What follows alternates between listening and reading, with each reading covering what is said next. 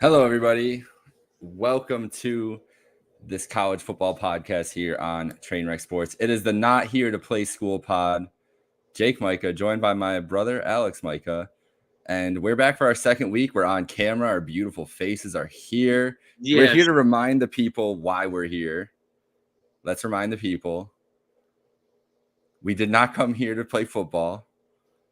Or we did come here to play football. We ain't come to play school. Yeah.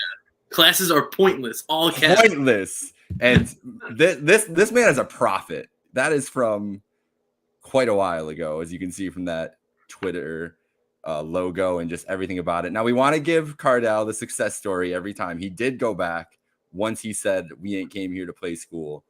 So he did go back and graduate, but it was after legendary NFL career, legendary XFL career. So we're honoring the legend as always, because we're not here to play school. And honestly, no one's here to play school anymore in college football.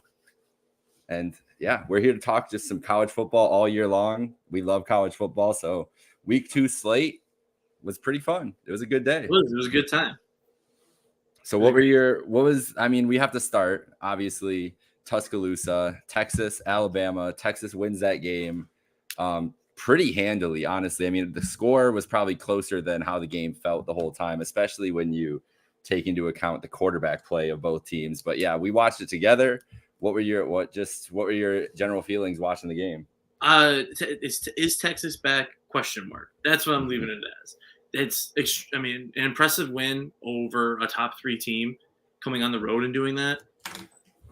It's kind of showing, though, the biggest thing that we can take away from last year and this year with Texas winning these 2 games, or lost last year but win this. Their defense looks great, and that's what they're going to need to have when they're competing in the SEC next year. And this was just another showcase of that.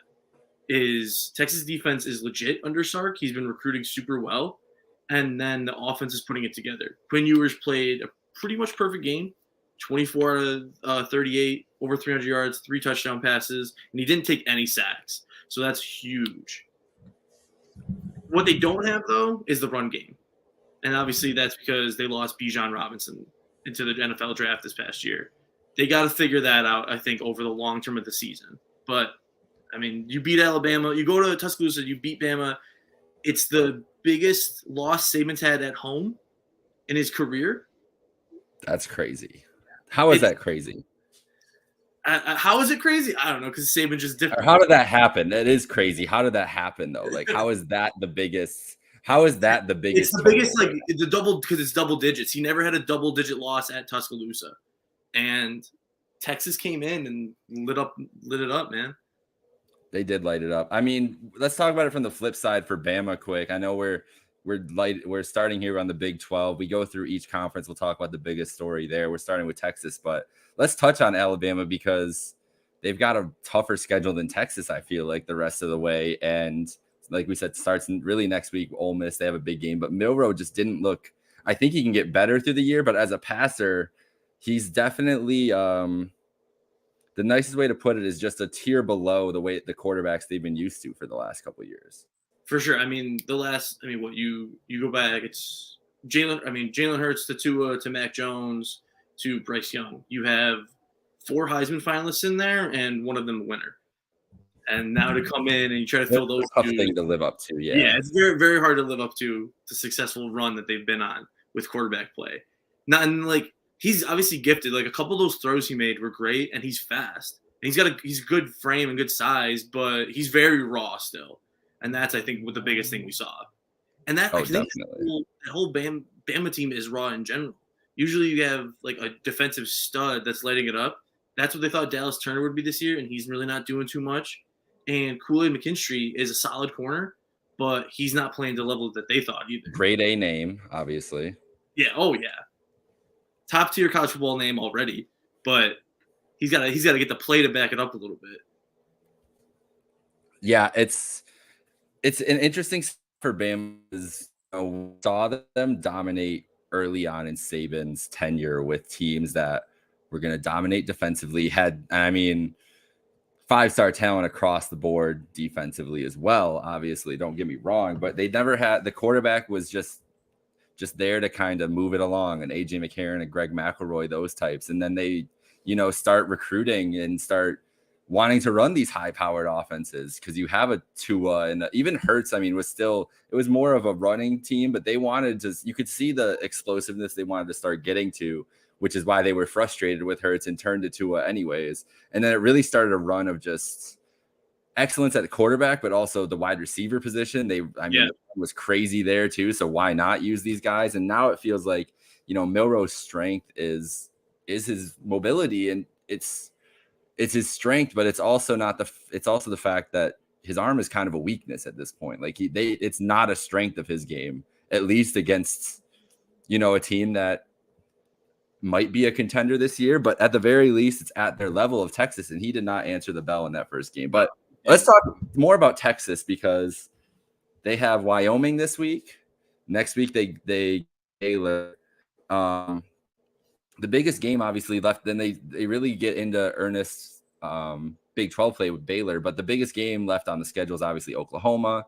There's going to be some interesting matchups along the way. Do you think this is a team that is, at the very least, with the way the rest of the Big 12 looks, poised to make a Big 12 title game for the first time in a very long time in the new format? Because that feels like where like the minimum, the bar has to be making Big 12 title. I think for sure that's the floor is a Big 12 title game appearance, and then their ceiling is college football playoff appearance. I guess you could even say national title. I was gonna say a natty too. Yeah, maybe? national title is their. I guess you could say national title is their ceiling. I think right now the way they're playing, they definitely could make the playoff. Oklahoma's gonna be the hardest. The thing in the Big 12, I think they're the most put together team in the Big 12 right now. I think their offense and defense is the most well rounded. What we've seen out of Oklahoma is they have a really solid offense, but they haven't played stringent competition yet. So we haven't really seen a test of Oklahoma on paper against somebody big yet. We got that week 2 right away with Texas when they go to Tuscaloosa. Obviously they were already the preseason favorites, but I think they've kind of cemented themselves now. And even if they somehow lose to Oklahoma October 7th in the Red River, the way that Big 12 set up, they could end up it's a rematch in the Big 12 title game anyways. That's true, and that would be insane if their last year in the Big 12 we get 2 of them. That's the last time Texas made a Big 12 title game was Sam Ehlinger back in 2018. They beat Kyler, and then Big 12 title game, Kyler got his revenge and then made the playoff. Yeah, so it's happened before, but it's fun. The Big 12 is the most entertaining conference in a lot of ways. Besides the Pac-12 right now at this point, right? Because the Pac-12 is just dominating this competition. It's very early, obviously, and that could change. But yeah, the Big 12, the group of teams, even next year, when we talk about the switching and everything, the Big 12 is going to be really interesting. But for the time being, there's a lot of unknowns in there. There's a lot of unknowns in there, teams who are going to rise up and fall. So we're going to be following along Big 12 and every other major conference. So let's move on to the Big 10.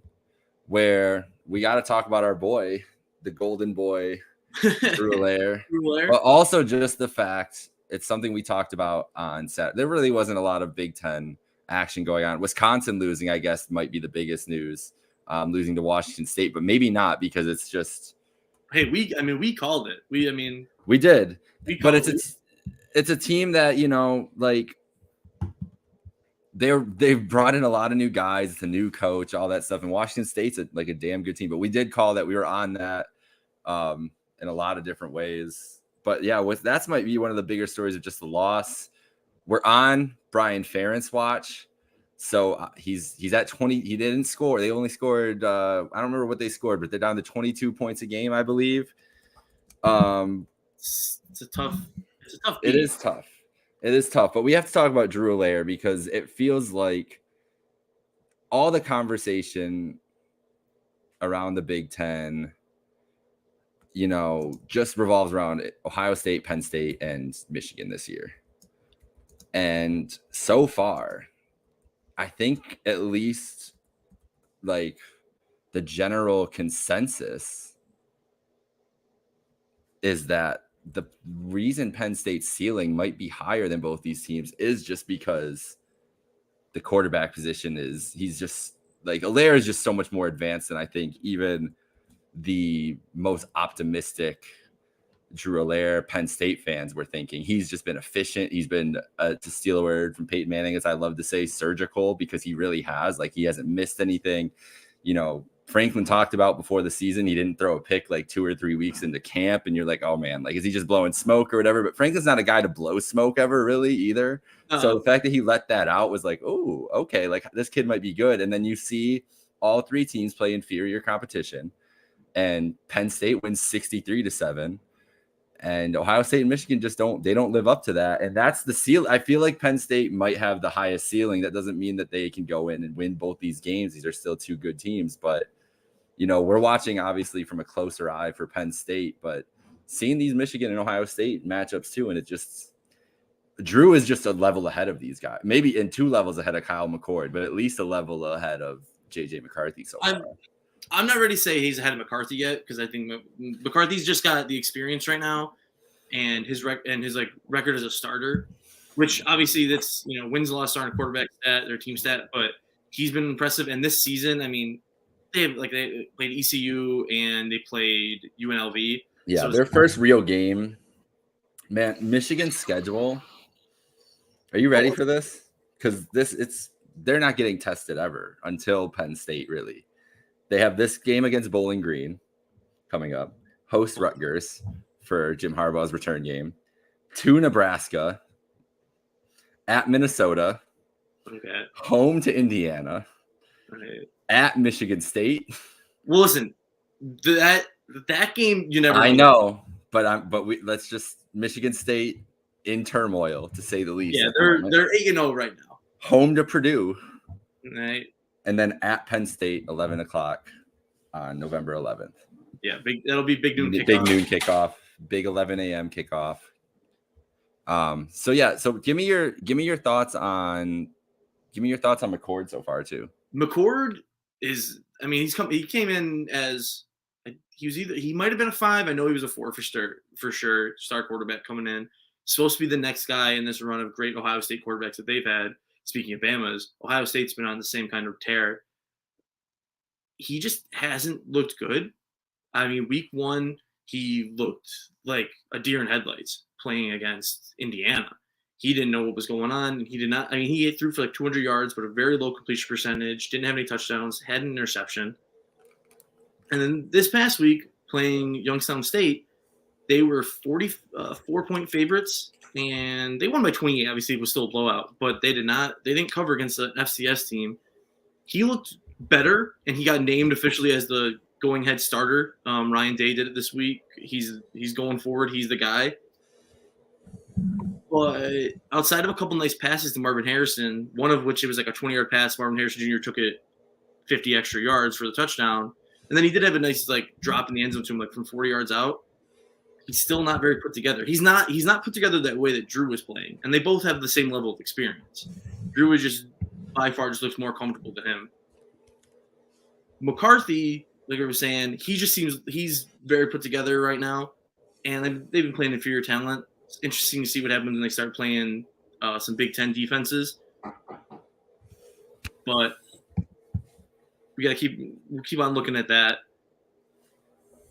Drew though just seems locked in, like nothing phases him at all, no matter who they're playing. He lit it up week 1 on primetime against West Virginia, threw for 300 yards, offensive player of the week. And then they didn't even have him do too much against Delaware because they didn't really have to. But he still picked up a passing touchdown and a rushing touchdown, threw for like 180 yards, great completion percentage. He just seems ready, and that's this week against Illinois. It's gonna be fun. His first time against a Big Ten team, like starting, so that'll be fun to see. It's going to be a fun weekend for the Big Ten. Let's move on to the ACC and talk about that crazy game, UNC and App State. Should we be concerned with your boys? No, not at all, because I knew that game was gonna be super close. It was super close the year before. That was the one where I don't remember the exact score, but it was like 55 to like 51 or something. App State always does this. App State is the perfect team that they'll run through the Sun Belt on any given year, and they're gonna give a crazy scare to a Power 5 team. I mean, they did it when they beat Michigan back in 2007, like the biggest upset of all time. And then last year they beat Texas A&M. They went to College Station and beat them. So I'm not surprised by that. UNC still pulled it out. They were obviously solid. Going to overtime, whatever. It's the defense still looks decent enough, and Drake May still looks pretty put together. So I still think that they're going to be competing in ACC, and I have them a lot higher ranked than the AP does and a lot of other teams. I have UNC close to the top 10. But yeah, I see why people probably took them down in that position. Took them out of or maybe dropped them in this week's rankings. But like you said, App State is just a solid team. They've just got a history of performing well against Power 5 teams. So yeah, not too worried about that. What about Miami though? App State always shows up. That's what you got to remember. App State always shows up. Miami, that was a game that we didn't. I mean, I didn't watch too closely, but I mean, Cristobal. The state of Miami, going back to Schellenberger. Cristobal is recruiting really well, and they kind of seem like they're putting together a little bit. Tyler Van Dyke, that's the best game he's played in his college career, and he proved why he's the starter there at a big school. Being A&M, being a ranked A&M team, that's solid. That's impressive. That's what you need to do to try to get Miami back in the swing of things. Texas and Miami with big wins on the same weekend. I don't know. I'm just who's more back. If we had to do the back meter of stealing from Pardon My Take, they have their famous back meter. Are we all the way? Texas is more back. Texas is more back. All the way back, or like 70% back? I don't want to say that they're like 80% back. Miami's like 60% back. A&M could be 5-7 this year. That's what I'm saying. I mean, you could say 50% back. I don't know. It's still a ranked win. ACC adjacent Notre Dame beating NC State after a hurricane delay, but they offense again looked good. Sam Hartman's looking good again. They snuck that over for us. We were sweating it for a minute, and then Notre Dame was like, "Nah, we got this. Don't worry." So Notre Dame, they're a week away from the biggest game of the year for them. This is AC, like you said, they're on the ACC. We're going to just throw them in the ACC conversation probably every week because we got to talk about them somewhere. But next week they play Ohio State, and right now they look like they could, mollywop Ohio State. So they look like they'll roll. I mean, Ohio State's defense is performing better than their offense, but the way that offense for Notre Dame is with Hartman and his just record-setting run, he's trying to break every single college football record at this point because he's 26 years old. That they're gonna roll, and then you're saying the biggest game is Ohio State. Their biggest game, I think, is USC. That's gonna be the real test, and them against Ohio State is probably gonna be a top 10 matchup. Them against USC is gonna be definitely a top 10 matchup too. That's fair. and that's the bigger rivalry game and everything too. But they've got that. That's probably the bigger game on the schedule. But they got to get past this one at home, especially to make the playoff. I mean, if they're going to be a playoff team, which I think that if they keep winning like this, they're going to be considered. Those are two huge wins, though. If they get USC and Ohio, I mean, depending on what Ohio State ends up at this point too, because I'm not trying to just be a hater. If Kyle McCord, if that's what he's going to be all year, they're not going to beat Michigan State, Michigan, Penn State, and Notre Dame, and they could get caught by somebody else too if he's going to play that inefficiently, back to back. And they're gonna. I don't think that's going to happen, to be honest. But it's just Notre Dame has a chance to make a statement next week, and they'd get a big bump, and everybody would be like, well, they have that win over Ohio State. That's a big opportunity for them, especially for Marcus Freeman. Ohio State slid this week, though, again. For the second week in a row, they've slid in the rankings. So, people are looking and seeing this team is not the same Ohio State team we've seen in years previous. Well, I think it's also part of because Penn State is starting to – they're just like the whole – I know Penn State's movement isn't there, but it's just the gap that has been there is not there this year. We've watched them both enough. I'm not being a homer. I just feel like it's all closed this year. It's very close. It's the closest it's been since like 2016-17. Definitely. Let's go to the SEC now. We talked about Bama a little bit earlier but I don't know if a concern. I'm not really concerned. I think they lost to a good team. But I mean, everything's on the table with that division, especially that Ole Miss game next week. Not as obviously that both teams, hopefully they don't get caught on a look ahead, but Ole Miss, big win against Tulane, high scoring affair there. And we talked about A&M a little bit too. Just being so what's the biggest story out of the SEC for you? Out of this, I think it's always Bama is still the biggest story right now. Yeah. But even last year they had two losses, and then 11-2 winning the Cotton Bowl. And that's still they could still win 11 games this year, win the SEC. It's highly possible. Ole Miss escapes that game against Tulane at Tulane. If Michael Pratt was playing, I don't know if they escaped that game. That's true. Their defense is not good. Jackson Dart looked ready a little bit, but I don't know. Them and Bama next week's gonna be interesting.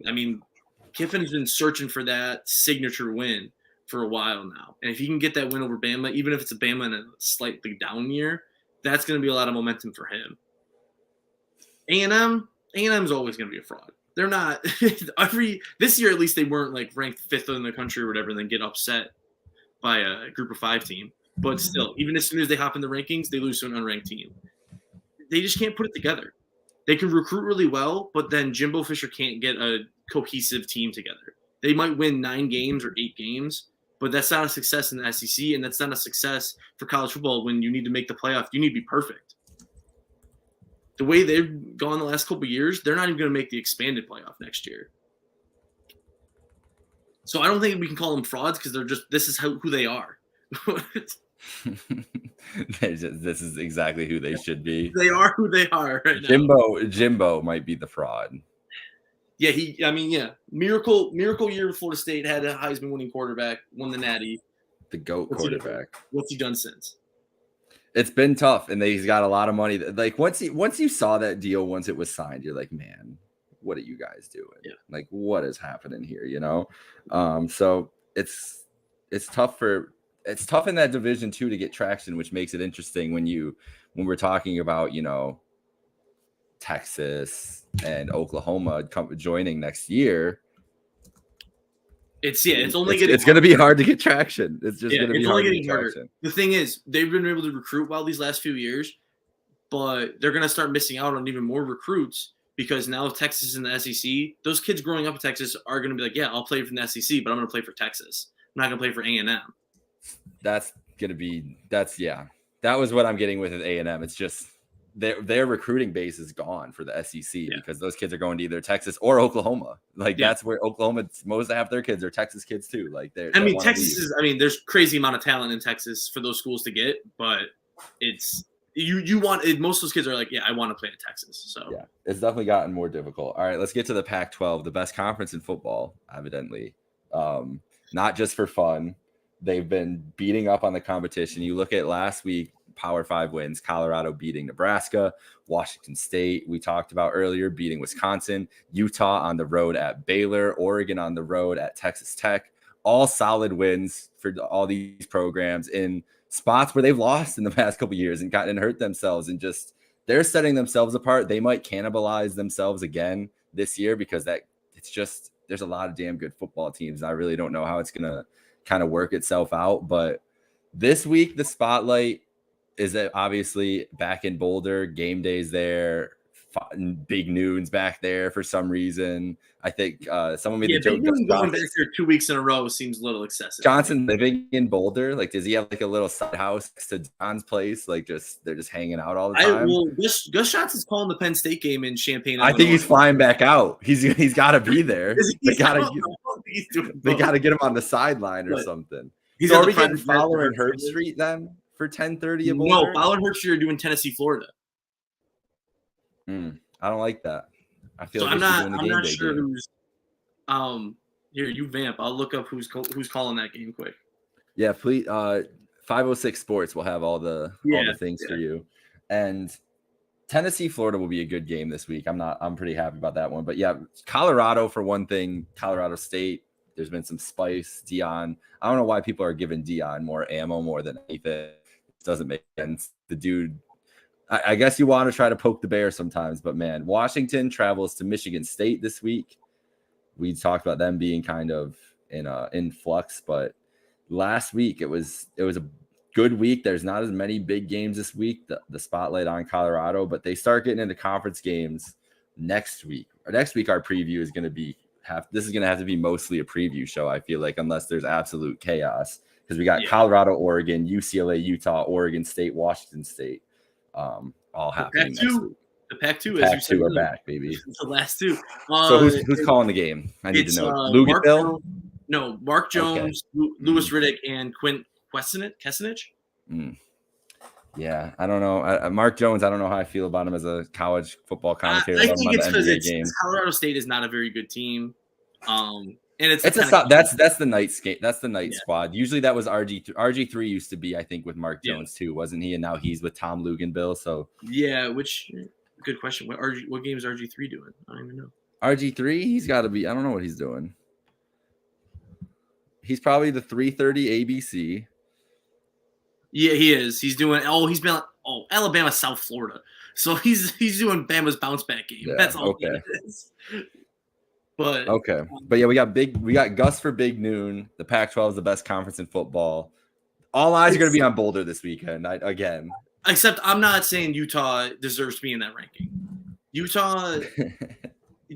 I mean, they 24-11 against Florida at Florida. That's sure that's a solid win. Those teams split in their home and home series that they had these last 2 years.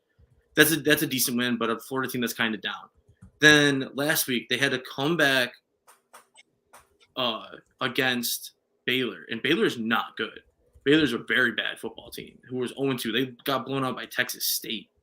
So I'm not impressed by Utah. They're missing Cam Rising bad. They need to get him back, I think. And 100%. We try to figure that out. But right now, Utah is a paper tiger, I think. As soon as they get into actual play, they're going to get lit up. That defense still gave they're still going to give teams problems, though. They gave Baylor a lot of problems. Not that Baylor, looked good the week before either. That's the thing. They gave a bad team problems. I don't know. I don't know if that's effective enough. Yeah. Well, let's finish up here as with the MAC. We have to. Toledo. I got to start with Toledo first, though, because they won 71-3. They had the game against Illinois. Is Toledo just going to go 12-0 this year? 2 points, and it was the last second. It was a late field goal or whatever it was. This team might just be nasty, and they were projected before the season to be a MAC contender and everything, but they're running away with that right now. 70 points on anybody is that's you're getting in the end zone a lot. I mean, it's hard to get up there unless you're playing a really bad team or you're really good. Or a combination of both. And I think Toledo is just really good. The quarterback, Daquan Finn, 16 of 17, 232 yards. and 3 touchdowns. The backup came in 8 for 11, 90 yards, 2 touchdowns, and then they just had guys running all over the place. It was just a beat down. Texas Southern. This week they're hosting San Jose State. Very interesting matchup. San Jose State just wants to take on the MAC this year. Or no, they did not. Yeah, so that's a weird game for them to be traveling to Toledo, but hey, I'm with it. I might be locking into Toledo, San Jose State. These schedules are made so far in advance. Probably some GM or some AD knew the other AD, and he was like, "Yeah, we'll play each other." I like it.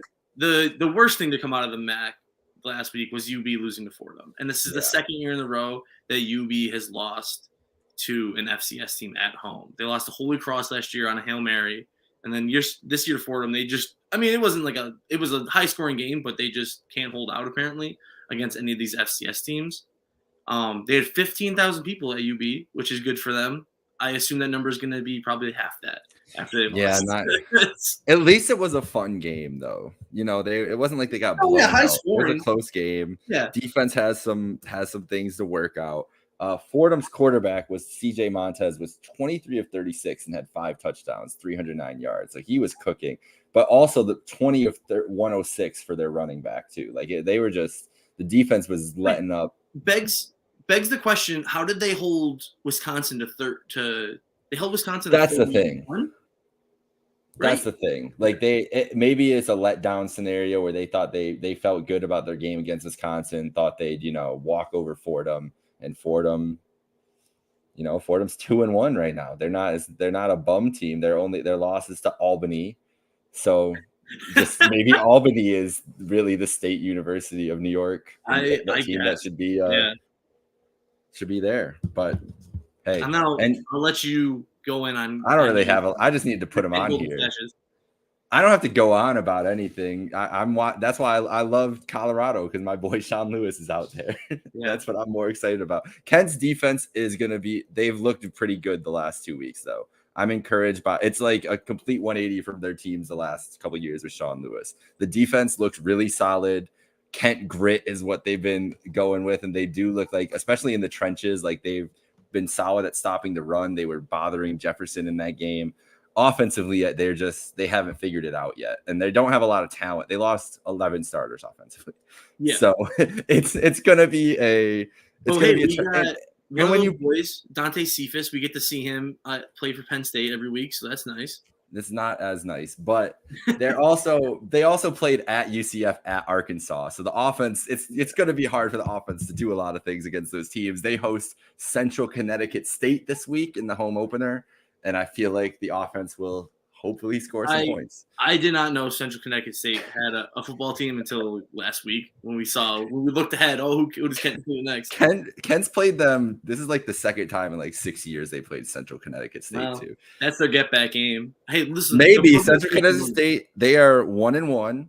They beat American International 44-0 week 1, and then lost last week in a heartbreaker to Stonehill, 33-30. They came back though. They were down. Oh wow. They were down 23-7 going into the fourth quarter and put up 23 in the fourth quarter, stormed back, and then lost late, it looks like, to Stonehill. What conference are they in? The Northeastern or the New England Conference or the Northeastern. I think it's one of those, whatever, the NEC. Yeah. Wait, no. Yeah. Yeah, they are. Not great. Not great. So all I'm saying is Kent State better win that game. Maybe they'll get right. And then Kent goes to Fresno State, where they're going to get beat one more time before starting back play in earnest. They might. You never know. I'm not holding out hope for it. Let's remember why we're here. We're not here to play school. Not here to play school. We're here to play some games. Week 3 preview quick. What's your biggest game that you're looking forward to? Oh, that's tough. And I mean like just big picture. Just big picture. I'm intrigued a lot by South Carolina, Georgia. Because it's Georgia's first real test of the year. South Carolina, 1-1. They had that game against UNC where it was really close for the first half. And they kind of lost away from them, but I think that's because UNC's good. South Carolina last year, pulled off a couple big upsets. So it's always possible with them. And I think it's just going to be interesting to see Georgia playing against an SEC team that's not, that's a little bit of a higher caliber SEC team. I mean, they went 8-4 last year. So that's the game I'm looking forward to. I believe that's 3:30 CBS. Maybe that's CBS. Yeah. No, it is CBS. Is it CBS? Right. Yep. Nice. CBS still has SEC this year. That's so right. We're still good there. I'm going with Tennessee and Florida. Well, you're a big Tennessee later on. You're a big Tennessee guy. Big Tennessee. I won't be. I can only choose one SEC team, and there's another Orange Tea team coming in. They will take precedence. So this is my last year of Tennessee. I love Tennessee Florida as a rivalry, though. It's a really fun game. The third Saturday in September. Not as famous as the third Saturday in October, as you saw. I almost said that one instead. This is really called the third Saturday in September too. Tennessee was just like, we got nothing. We're just gonna play games on these days, and we will say that every time. So good for them. They like a routine. That's some of the best. The best part of college football is some of the rivalry games. So that was also, now that you just brought that up, that was a segment we were supposed to do. Each week was a weird rivalry thing when the games are happening. So what's a fun Colorado State thing we could do here quick? There's got to be I know they've got a boring name for their rivalry and everything. It's not. Is it the Rumble in the Rockies? There's one that's like. Oh, maybe it is. That's not too boring. Let me look. There's like a Rumble in the Rockies, but that's the Rocky Mountain Showdown. There we go. That's the Rocky Mountain Showdown. The winner of the game receives the Centennial Cup. So this is Colorado State. They began in 1893, played annually from 1899 to 1958, except for 1901, 1905, and 1943 and 44. I'm just reading off the Wikipedia page at this point. Revived, Colorado leads 67-22 and 2 in the series. The largest victory was in 1894. When Colorado won 67-0. So I don't think they're going to do that. Their last meeting was 2019. Colorado won 52-31. So basically, Colorado is going to just destroy Colorado most likely. That's what I got. Colorado on a 5-game win streak. Yeah, they're not much of a showdown. And it's in Boulder too. If it wasn't in Boulder, I'd feel more inclined to be like, maybe rivals get it, but nah. Yeah, not great. Buff fast. But Colorado State hasn't won in Boulder since 2009. So maybe it's their year. 14 years. I think we're getting 3-0 Colorado heading to Eugene, and then we're going to find out a lot about that team. I assume that might be game day. It's also Notre Dame, Ohio State, though. Yeah.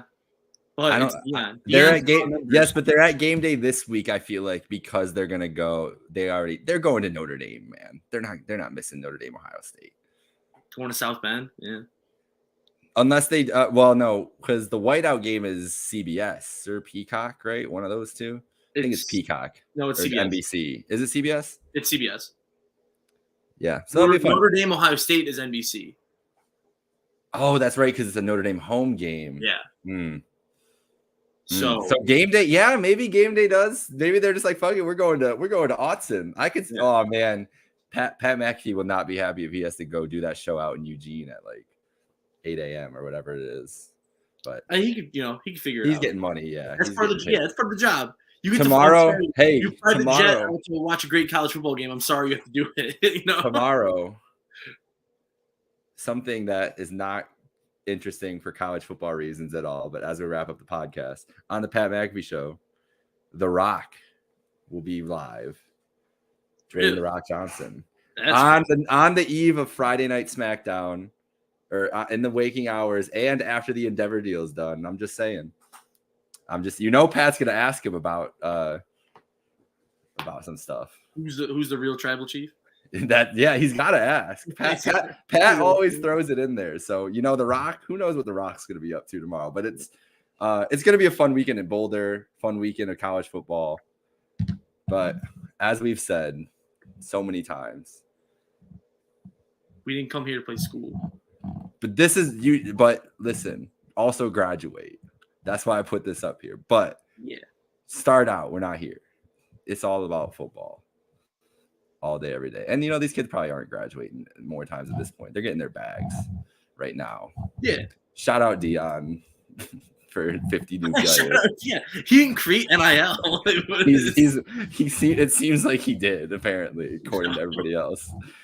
And because we're talking about Boulder and everything else, we're giving Deion too much credit for some stuff now. We gotta stop. No, he doesn't get credit for NIL, but he's definitely a poster boy of not here to play school right in the moment. That's what I'm more getting at. Yeah, for sure.